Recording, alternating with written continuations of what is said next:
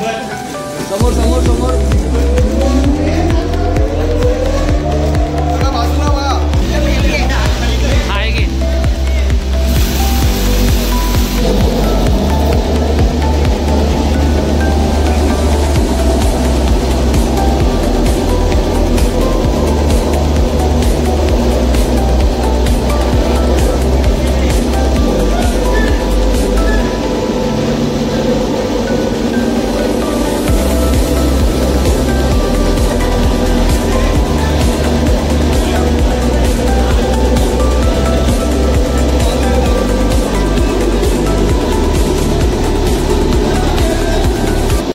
मुख्यमंत्री आणि शिवसेना पक्षाचे नेते आदरणीय एकनाथ शिंदे साहेब ह्या राज्याचे मुख्यमंत्री असताना मी त्यांच्याकडे एक मागणी केली होती की माझ्या मतदारसंघामध्ये म्हणजे मीरा भाईंदर आणि ठाणे येथे खूप डॉग्स लवर आहे, पाळीव प्राणी ज्यांच्याकडे आहेत ते खूप लोक मोठ्या प्रमाणात आहे। म्हणजे ठाणे महापालिकेमध्ये तर 15,000हून अधिक हे पाळीव प्राणी पाळणारे लोक आहेत आणि प्रामुख्यानं हे कुत्रे किंवा मांजरी किंवा काही पांढरे उंदीर असतात, ससे असतात, हे काही पाळीव प्राणी असतात। त्यांच्या मृत्यूनंतर, कारण घरातच एक घटक म्हणून ते लोक त्यांना पाळत असतात आणि त्यांच्या मृत्यूनंतर कुठेही त्या दहन किंवा अंत्यविधीचा जागा नसल्या कारणानं काही वेळास कोणाच्या तरी ताब्यामध्ये ते देऊन टाकतात, कुठेतरी लांब माळरानामध्ये जाऊन खड्डा खोदून त्या ठिकाणी पुरत असतात किंवा काही लोक ज्यांच्या ताब्यामध्ये देतात ते खाडी किनारे वगैरे असेच टाकून मोकळे होतात।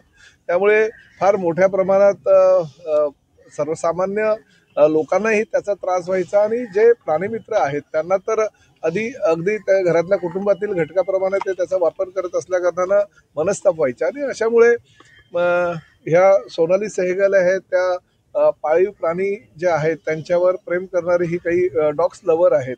म्हणजे त्यासाठी त्यांचे खूप प्रयत्न चालू होते। त्यांनी एकदा मला सांगितलं की अशी जागा कुठेतरी असणं गरजेचं आहे आणि त्यामुळे मी शिंदे साहेबांकडनं निधी घेतला आणि प्रत्येक स्मशानभूमीच्या शेजारी काही मोकळी जागा जी आहे त्या ठिकाणी फक्त पाळीव प्राण्यांसाठी अंत्यविधी केंद्र बनवायचं ठरवलं आणि आज ते प्रत्यक्षात उतरत आहे।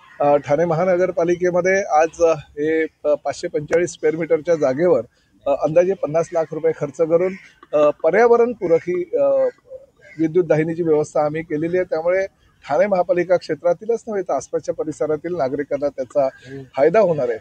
पाळीव प्राण्यांच्या अंत्यविधीचं केंद्र तर आम्ही केलंय, पण भविष्यामध्ये डॉग्स लवर फार मोठ्या प्रमाणात आहे, तसेच भटक्या कुत्र्यांची संख्या ही ठाणे महापालिका क्षेत्रात मोठ्या प्रमाणात आहे।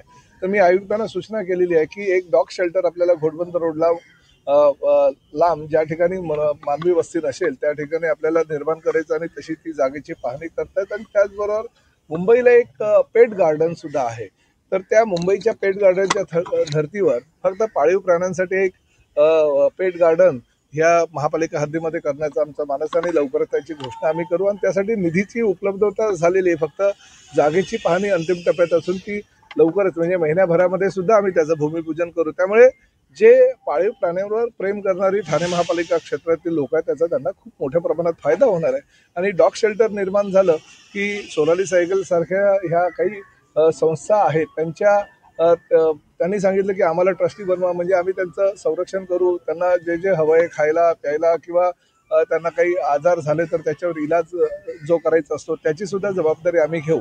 त्यामुळे डॉग शेल्टर आमच्या दृष्टीनं फार महत्त्वाचं आहे, ते सुद्धा लवकरात लवकर आम्ही चालू करू जेणेकरून भटक्या कुत्र्यांची संख्या ही रस्त्यावरून डॉग शेल्टरमध्ये जाईल आणि सर्वसामान्य लोकांना त्याचा फायदा होईल। मंत्री महोदय प्रताप सरनाईक साहब का आज दिल से बहुत बहुत धन्यवाद। साथ में आज जो पशु जीवों के लिए आज जो स्मशान भूमि यहाँ पे जिसका उद्घाटन हुआ है, मैं तहे दिल से सबका शुक्रिया करना चाहती हूँ।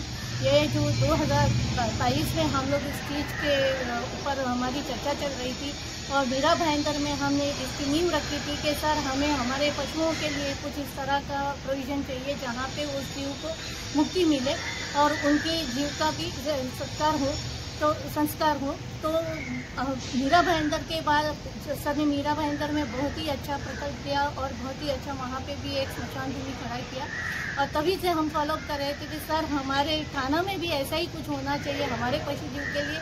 तो मैं बहुत खुश हूँ ये देखकर कि थाना में उससे भी बढ़िया और बहुत ही नए तौर तरीके के और नए इक्विपमेंट के साथ में ये किया हुआ है स्मशान भूमि को।